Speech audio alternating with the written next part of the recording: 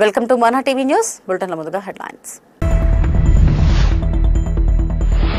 సోనం వాంగ్చుక్ ఆసుపత్రి నుంచి డిశ్చార్జ్, స్వయంగా ప్రకటించిన పర్యావరణ ఉద్యమకారుడు.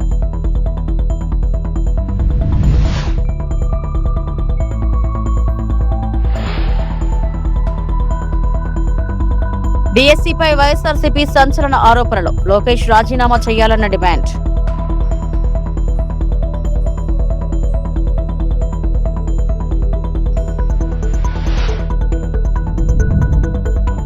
తూర్పుగోదావరిలోకి పెద్ద పులి, గ్రామాల్లో హై అలర్ట్.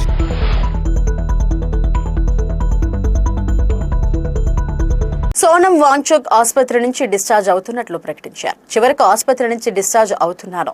ముందుగా మహాత్మా గాంధీకి నివాళులు అర్పించేందుకు రాజ్ఘాట్ కు వెళ్తాను. అనంతరం తిరిగి పర్వత ప్రాంతాలకు వెళ్తాను. నా ఆరోగ్యం కోసం ప్రార్థించిన ప్రతి ఒక్కరికి, ముఖ్యంగా గురుగ్రామ్లోని మేధాంత ఆసుపత్రి వైద్యులు, సిబ్బందికి హృదయపూర్వక ధన్యవాదాలని సోనం వాంగ్చుక్ సోషల్ మీడియాలో తెలిపారు. नमस्कार सभी को। आखिर आज वो दिन आया जब कि मैं इस अस्पताल से डिस्चार्ज हो रहा हूँ। काफ़ी बेहतर महसूस कर रहा हूँ, खा रहा हूँ धीरे धीरे और शरीर में भी जान आ रही है। आज मैं दिन में यहाँ से निकलते हुए और घर लद्दाख वापस जाने से पहले राजघाट पर बापू को श्रद्धांजलि अर्पित करने जाऊँगा। आप लोगों को याद होगा, ठीक ऐसे ही मैं जब स्विट्ज़रलैंड से आया था अनशन शुरू करने से पहले, राजघाट से हम श्रद्धांजलि अर्पित करके फिर जंतर मंतर आए थे। आज हम वही दोबारा करेंगे और उसके बाद अपने घर लद्दाख रवाना होंगे। जाते जाते आप सभी से मैं दिल की गहराइयों से शुक्रिया अदा करना चाहता था कि आप सब ने छोटे बड़े पास के दूर के देश भर से सब आवाज़ में आवाज़ मिलाकर हम सब ने एक मुहिम, एक आंदोलन चलाई और हम कामयाब भी हुए और इसी तरह होते रहेंगे। आप सबसे हम जुड़े रहने की उम्मीद करते हैं। सबको सलाम, नमस्कार और जूले, जय हिंद। మెగా డిఎస్సీ పేరుతో ప్రభుత్వం భారీ మోసానికి పాల్పడుతుందని మాజీ ఎంపీ వైఎస్ఆర్సీపీ జాతీయ అధికార ప్రతినిధి మార్గాని భరత్ ఆరోపించారు. చంద్రబాబు నాయుడు పుట్టినరోజు కానుకగా ప్రకటించిన మెగా డిఎస్సీ అసలు మెగా డిఎస్సీ కాదని, అది బిగ్ ఫ్రాడ్ డిఎస్సీ అని విమర్శించారు. డిఎస్సీ ప్రశ్నపత్రం లీక్ నుంచి ఉద్యోగాల అమ్మకాల వరకు అనేక అవకతవకలు జరిగాయని ఆరోపించిన ఆయన, ఇన్ని అక్రమాలు జరుగుతున్నా విద్యాశాఖ మంత్రి నారా లోకేష్ బాధ్యత వహించరా అని ప్రశ్నించారు. డిఎస్సీ నియామకాల్లో పారదర్శకత పాటించాలని, అభ్యర్థులకు న్యాయం చేయాలని, ప్రభుత్వం వెంటనే చర్యలు తీసుకోవాలని మార్గాని భరత్ డిమాండ్ చేశారు. మెగా డిఎస్సి పేరుతో చంద్రబాబు నాయుడు గారు పుట్టినరోజు కానుక అని చెప్పి అప్పుడు పెద్ద ఎత్తున హడావిడి చేసి మెగా డిఎస్సి యొక్క నోటిఫికేషన్ రిలీజ్ చేశారు. నారా లోకేష్ ఎడ్యుకేషన్ మంత్రి, వారికి సూటిగా 10 ప్రశ్నలు లేవనెత్తుతా ఉన్నాం. ఈ 10 ప్రశ్నలకి మొత్తము మెగా డిఎస్సి ఒక దగా డిఎస్సి అనేది ఏ రకంగా ఉందనేది ఇవాళ నిరూపించిపోతా ఉన్నాం. ఇవాళ ప్రధానంగా 3.5 లక్షల మంది, 3,36,000 మంది ఇవాళ మెగా డిఎస్సి యొక్క పరీక్ష రాయడం జరిగింది. దాంట్లో సుమారుగా 16,000 ఉద్యోగాలు మీరు అందులో ఇవ్వడం జరిగింది. ఇవాళ ఒక్కటే అంశం చెప్తున్నామండి. గతంలో జగన్మోహన్ రెడ్డి గారు 1,20,000 ఉద్యోగాలు ఇచ్చారు. ఒక్క చోటైనా ఎక్కడైనా ఇంత ప్రశ్న వచ్చిందండి? ఎక్కడైనా ఎగ్జామినేషన్ పేపర్ లీక్ అవ్వడం అని కానీ, లేకపోతే పారదర్శకంగా లేదని కానీ, లేకపోతే ఇంకొకటి ఎక్కడైనా వచ్చిందా? ఎంత 100% నిఖార్సుగా ఆ రోజు పరీక్షలు జరిగినాయి. 1,20,000 ఉద్యోగాలు ఒక సింగిల్ స్ట్రెచ్ లో ఇచ్చిన గొప్ప నాయకుడు జగన్మోహన్ రెడ్డి గారు. ఇవాళ 16,000 ఉద్యోగాలకి ముప్పు తిప్పలు పెట్టి 3 చెరువులు నీళ్లు తాగిపిస్తూ దాంట్లో అక్రమాలు, అన్యాయాలు, యువత యొక్క భవిష్యత్తుని కాలరాసే విధంగా అంశాలు, ఇవాళ 10 అంశాలు నేను లేవనెత్తబోతా ఉన్నా. ఒకటి ప్రధానమైన అంశము, ఫస్ట్ ర్యాంక్ వచ్చిన వ్యక్తి ఎవరైతే నవీన్ అనే ఒక వ్యక్తి ఉన్నాడో, ఆ నవీన్ అనే వ్యక్తి జోన్ 2 కృష్ణా జిల్లా కేడర్లో అతనికి ఫస్ట్ ర్యాంక్ రావడం జరిగింది. ఆ ఫస్ట్ ర్యాంక్ వచ్చిన వ్యక్తికి ఎందుకు ఉద్యోగం కల్పించలేదనేది నా మొదటి ప్రశ్న. రెండో అంశము, ఒక అవుట్ సోర్సింగ్ కంప్యూటర్ ఆపరేటర్ ఆ ఎడ్యుకేషన్ డిపార్ట్మెంట్లో అనుకుంటే ఈ నవీన్ అనే వ్యక్తి, అతను ఎగ్జామినేషన్ పేపర్ అతను పూర్తి స్థాయిగా తెలుసు అనేది అభియోగం. ఎందుకంటే అతను కంప్యూటర్ ఆపరేటర్ కాబట్టి అతనికి తెలుసు పూర్తి స్థాయిగా ఎగ్జామినేషన్ క్వశ్చన్స్ ఏమేమి వచ్చినాయి మొత్తం అంతా కూడా పూర్తిగా తెలుసు. అతను ఎగ్జామ్ రాశాడు. మరి అతను ఎగ్జామ్ రాసినప్పుడు అది పేపర్ లీక్ అయినట్టుగా భావిస్తారా లేదా అనేది. తూర్పుగోదావరి జిల్లాలో పులి సంచారం మళ్లీ మొదలైంది. నిన్నటి వరకు ఏలూరు జిల్లాలో ప్రజలకు కంటి మీద కునుకు లేకుండా చేసిన పెద్ద పులి తూర్పుగోదావరి జిల్లాలోకి ప్రవేశించింది. గోపాలపురం మండలం కరకపాడు నందిగూడెం అటవీ ప్రాంతంలో పులి సంచారం ధృవీకరించబడింది. కరకపాడు నందిగూడెం అటవీ ప్రాంతంలో పులి పాదముద్రలను అటవీ శాఖ అధికారులు కనుగొన్నారు. దీంతో సమీప గ్రామ ప్రజలు అప్రమత్తంగా ఉండాలని అధికారులు ఆదేశాలు జారీ చేశారు. నందిగూడెం, కరకపాడు, బుచ్చంపాలెం తదితర గ్రామాల్లో టామ్ వేసి ప్రజలను అప్రమత్తం చేశారు. పొలాల్లోకి ఒంటరిగా వెళ్లవద్దని ప్రజలకు హెచ్చరికలు జారీ చేశారు. మరోపక్క ఫారెస్ట్ అధికారులు అటవీ ప్రాంతంలో పులి జాడను ఆనుకునేందుకు ట్యాప్ కెమెరాలను ఏర్పాటు చేస్తున్నారు. డ్రోన్ కెమెరాల ద్వారా పులి కదలికలను గుర్తించేందుకు ప్రయత్నాలు చేస్తున్నారు.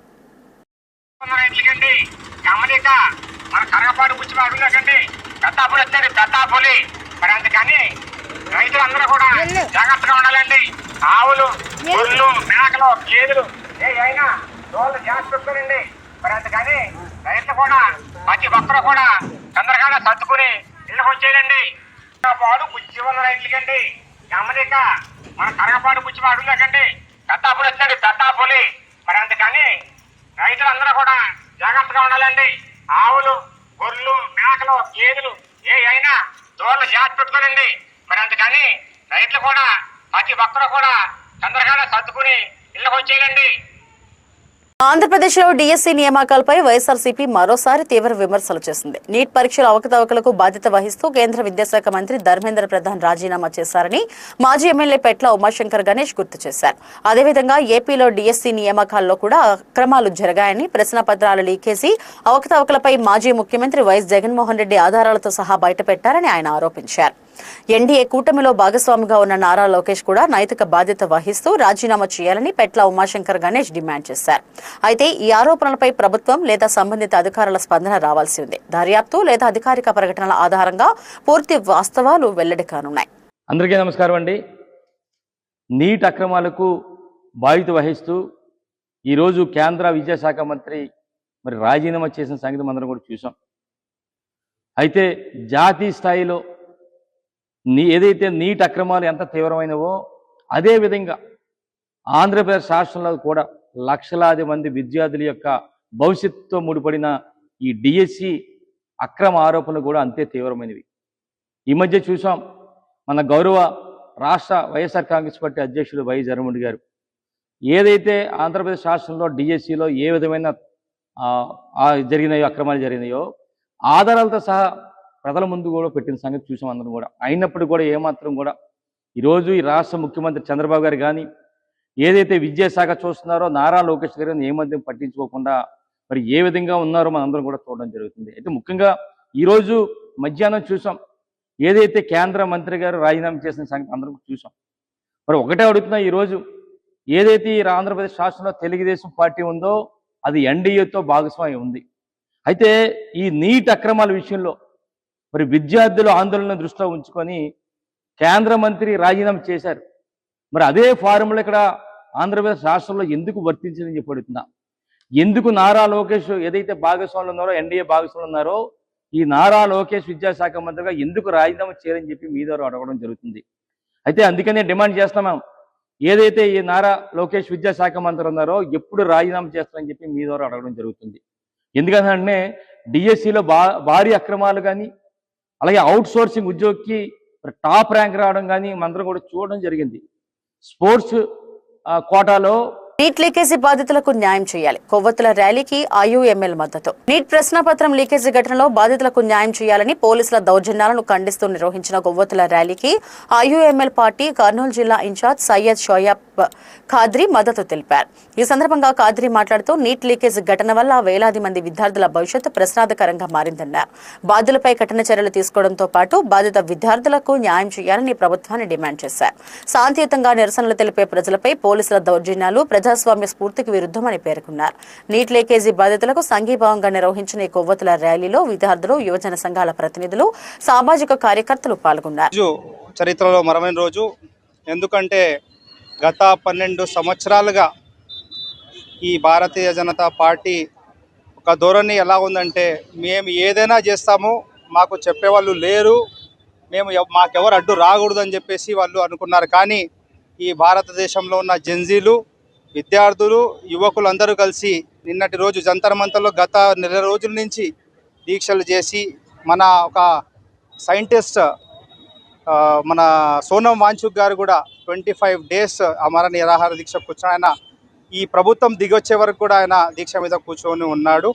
కానీ ఈరోజు ఈ కొన్ని ఛానల్స్, నేషనల్ ఛానల్స్ కూడా వాళ్ళు కూడా ఒక ప్రొపగండా నడిపినారు. ఏమని అంటే వీళ్ళు ఒక చైనీస్ ఏజెంట్స్, పాకిస్తానీ ఏజెంట్స్ అని చెప్పేసి అన్నారు. కానీ ఈరోజు వాళ్ళు తలకాయలు ఎక్కడ పెట్టుకుంటారని చెప్పేసి వాళ్ళందరికీ నేను సవాల్ చేస్తూ ఉన్నాను.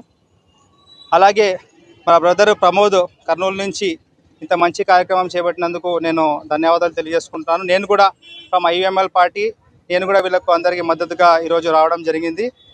ఇంకా కొన్ని డిమాండ్స్ ఏదైతే పెండింగ్ ఉన్నాయో, ఎలాగైతే మన ప్రధాన్ గారు రాజీనామా చేశారో అలాగే కొన్ని ఇంకా డిమాండ్స్ ఉన్నాయి. అవన్నీ కంప్లీట్ అయ్యే వరకు వీళ్ళకందరికీ మేము సపోర్ట్గా ఉంటామని చెప్పేసి తెలియజేసుకుంటున్నాను. నా పేరు Shoaibuddin Khadri, IML party district president. Welcome to J news Telugu. Annamayya జిల్లా ప్రముఖ సినీ నటుడు, హిందూపురం ఎమ్మెల్యే నందమూరి బాలకృష్ణ ఇటీవల కాకినాడలో సినిమా షూటింగ్ లో గాయపడిన నేపథ్యంలో ఆయన త్వరగా కోలుకోవాలని అన్నమయ్య జిల్లా పుంగునూరు నియోజకవర్గంలోని చౌడేపల్లి పట్టణంలో వెలిసి ఉన్న శ్రీ అభిష్ట్రద మృత్యుంజయేశ్వర స్వామి దేవస్థానంలో ప్రత్యేక పూజలు నిర్వహించారు.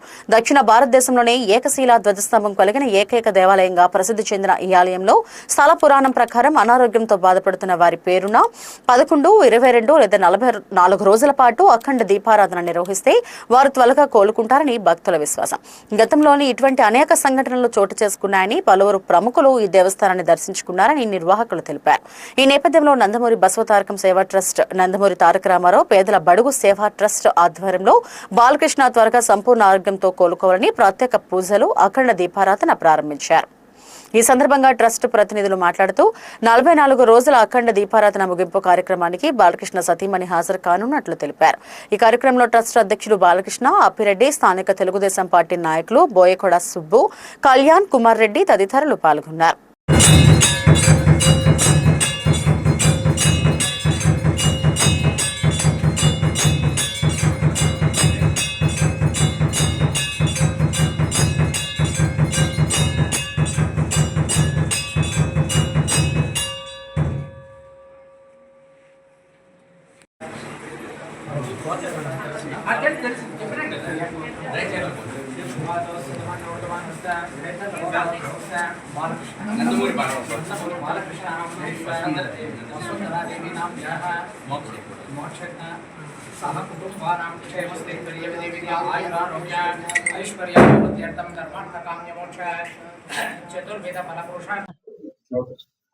ఓం నమ శివాయ. శ్రీమద్ ప్రసన్న పార్వతీదేవి సమేత శ్రీమద అభీష్ట మృత్యుంజయేశ్వర స్వామివారి ఆలయం ఈ చౌడేపల్లి గ్రామంలో వెలసి ఉన్నది. ఈ గ్రామంలో స్వామివారికి ఎవరైతే దీపారాధన చేస్తారో వాళ్లకు ఆయురారోగ్యైశ్వర్యాలను ఆ పరమేశ్వరుడు ప్రసాదిస్తున్నారు.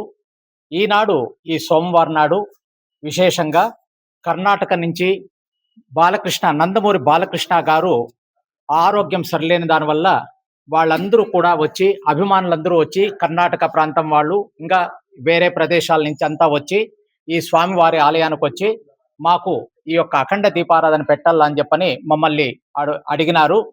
కాబట్టి ఈరోజు స్వామివారికి 44 రోజులు స్వామికి ఆయన పేరిట పూజా కార్యక్రమాలంతా జరిపి ఆయన యొక్క పూజా కార్యక్రమాన్ని జరిపిన తరువాత ఆ పరమేశ్వరుడు, ఆ పార్వతీ పరమేశ్వరుడు ఆ బాలకృష్ణ గారికి వాళ్ళ కుటుంబానికి అందరికి కూడా ఆయుర ఆరోగ్య ఐశ్వర్యాలు ప్రసాదించి త్వరగా కోలుకోవాలని మేము పరమేశ్వరుని ప్రార్థించినాము. కాబట్టి ఇక్కడున్న భక్తులందరూ కూడా ఆ స్వామిని ప్రార్థించి ఆ పరమేశ్వరుడు త్వరగా ఆయనకు ఆరోగ్యాన్ని ప్రసాదించాలని మేము ప్రార్థిస్తున్నాం. జై నమ శివాయ. చౌడేపల్లి శ్రీ మృత్యుంజయ స్వామి ఆలయంలో ప్రత్యేక పూజలు నందమూరి బాలయ్య గారి కోసము ఈరోజు కర్ణాటక నుండి వచ్చిన అభిమాన సంఘము, ఆంధ్ర మన పుంగనూరు నుంచి, చౌడేపల్లి నుంచి నందమూరి సంఘం అందరూ కలిసి స్వామివారికి ఈరోజు అభిషేకాలు, దీపోత్సవం, అఖండ దీపోత్సవం ప్రారంభించినారు. అఖండ దీపోత్సవం 44 రోజులు జరిపేదానికి అభిమాన సంఘం ములపాకల నుండి బసవతారకం ట్రస్ట్ వారు, నందమూరి తారకరామ పేద బడుగుల సేవా సంస్థ వారు అందరూ కలిసి సంయుక్తంగా ఈ కార్యక్రమాన్ని నిర్వహించడానికి ముందుకొచ్చాం. ముఖ్యంగా మన ఆంధ్రుల కర్ణాటక ప్రజల ఆరాధ్య దైవం నందమూరి తారకరాముని ముద్దుబిడ్డ నందమూరి బాలయ్య బాబు గారు మొన్న షూటింగ్ లో కాకినాడలో జరిగిన సంఘటనలో గాయపడి ఆసుపత్రిలో చికిత్స పొందుతున్నారు. ఆయన ఆయురారోగ్యాలతో త్వరగా కోలుకొని మళ్ళీ సింహంలా గర్జించి రాజకీయంగా కావచ్చు, సినిమా రంగం కావచ్చు, ప్రతి ఒక్క రంగంలోన గర్జించాలని, ముందుకు రావాలని ఈ స్వామివారిని కోరుకుంటూ ఆ కలియుగ వెంకటేశ్వర స్వామి ఆశీస్సులు కూడా ఆయన కలగాలని, ఆయురారోగ్యాలతో అందరి సమక్షంలో అందరూ దీంట్లో రావాలని ఆయన మనస్ఫూర్తిగా మేము కోరుకుంటున్నాం. చిత్తూరు జిల్లా పూతలపట్టు నియోజకవర్గం కాణిపాకంలో డివైన్ స్టార్ తల్వార్ సుమన్ కు ఘన స్వాగతం. ఆంధ్రుల అభిమాన నటుడు, ఆధ్యాత్మిక నట ప్రవీణ డివైన్ స్టార్ తల్వార్ సుమన్ ఆంధ్రప్రదేశ్ చలనచిత్ర టెలివిజన్ రంగస్థల అభివృద్ధి సంస్థ డైరెక్టర్ గా నియమితులైన సందర్భంగా సోమవారం కాణిపాకంలోని శ్రీ వరసిద్ధి వినాయక స్వామి వారిని దర్శించుకున్నారు. ఆలయానికి చేరుకున్న ఆయనకు ఆలయ అధికారులు, జిల్లా ఈడిగ సంఘం సాధికార కమిటీ అధ్యక్షుడు బస్సు నాగరాజు గౌడ్, బంగారుపాళ్యం టీడీపీ మండల అధ్యక్షుడు ఎన్పి ధరణి ప్రసాద్, పాలక మండలి సభ్యుడు శివతో పాటు పలువురు నాయకులు, అభిమానులు ఘన స్వాగతం పలికారు. అనంతరం స్వామివారి ప్రత్యేక దర్శనం ఏర్పాటు చేయగా మూషిక మండపం వద్ద వేద పండితులు ఆశీర్వచనాలు అందించారు. ఆలయ ఏఈఓ రవీంద్రబాబు స్వామివారి తీర్థ ప్రసాదాలు, చిత్రపటాన్ని అందజేసి సత్కరించారు. దర్శనం అనంతరం మీడియాతో మాట్లాడిన తల్వార్ సుమన్, ఆంధ్రప్రదేశ్ ఫిలిం కార్పొరేషన్ లో డైరెక్టర్ గా బాధ్యతలు చేపట్టడం ఎంతో ఆనందంగా ఉందన్నారు. ఈ అవకాశం కల్పించేందుకు సహకరించిన ప్రముఖ నటుడు ఎమ్మెల్యే నందమూరి బాలకృష్ణకు ప్రత్యేక కృతజ్ఞతలు తెలిపారు.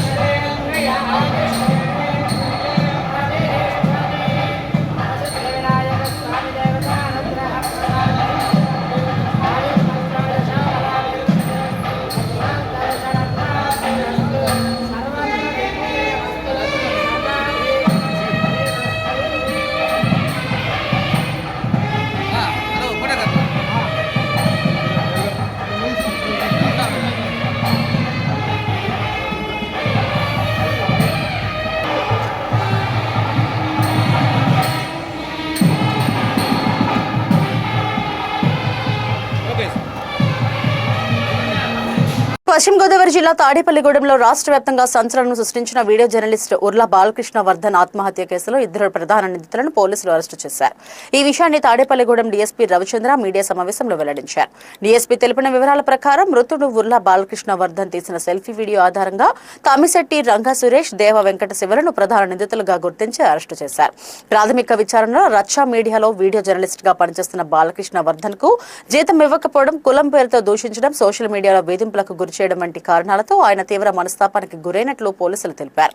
ఆ తర్వాత సెల్ఫీ వీడియోలో తన మరణానికి తమ్మిశెట్టి రంగా సురేష్, దేవ వెంకట శివలే కారణమని పేర్కొంటూ ఆత్మహత్య చేసుకున్నట్లు వెల్లడించారు. మృతుడి తండ్రి లక్ష్మీనారాయణ ఫిర్యాదు మేరకు కేసు నమోదు చేసిన పోలీసులు కులం పేరుతో దూషించినందుకు ఎస్సీ, ఎస్టీ చట్టం కింద కూడా కేసు నమోదు చేసినట్లు తెలిపారు. అరెస్టు చేసిన 2 నిందితులను కోర్టులో హాజరుపరుస్తామని, కోర్టు ఆదేశాల మేరకు తదుపరి చర్యలు చేపడతామని డీఎస్పీ రవిచంద్ర వెల్లడించారు. ఈ కేసులో పోలీసులు వెల్లడించిన ప్రాథమిక విచారణ వివరాలు, ఆరోపణలు మాత్రమే ఉన్నాయి. తుది నిజానిజాలు కోర్టు విచారణలో తేలాల్సి ఉంది.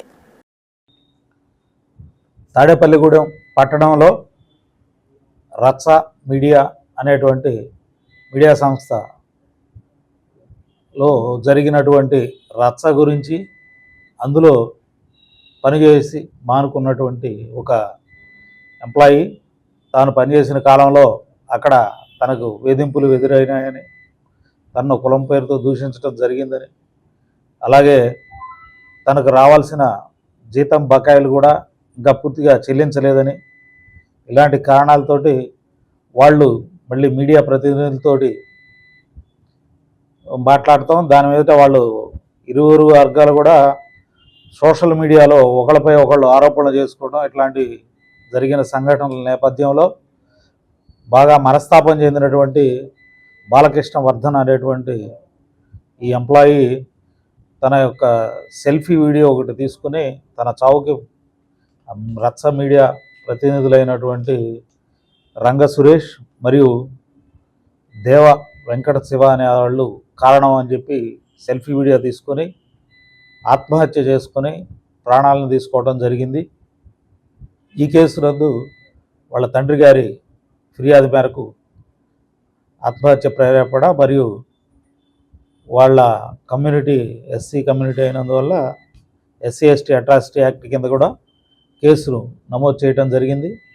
ఈ కేసులో ఇద్దరు ముద్దాయిల్లో A2 వెంకట శివ అనే అతన్ని నిన్న మధ్యాహ్నం, అలాగే రంగ సురేష్ అనే అతన్ని రాత్రి అరెస్ట్ చేయడం జరిగింది. వీళ్ళిద్దరిని కూడా ఈరోజు గౌరవ కోర్టు వారికి హాజరుపరిచి వారి ఉత్తర్వుల మేరకు తదుపరి చర్యలు తీసుకోవడం జరుగుతుంది. Thank you. ఇవి ఇప్పటివరకు నా బులెటిన్ అప్డేట్స్. నమస్తే.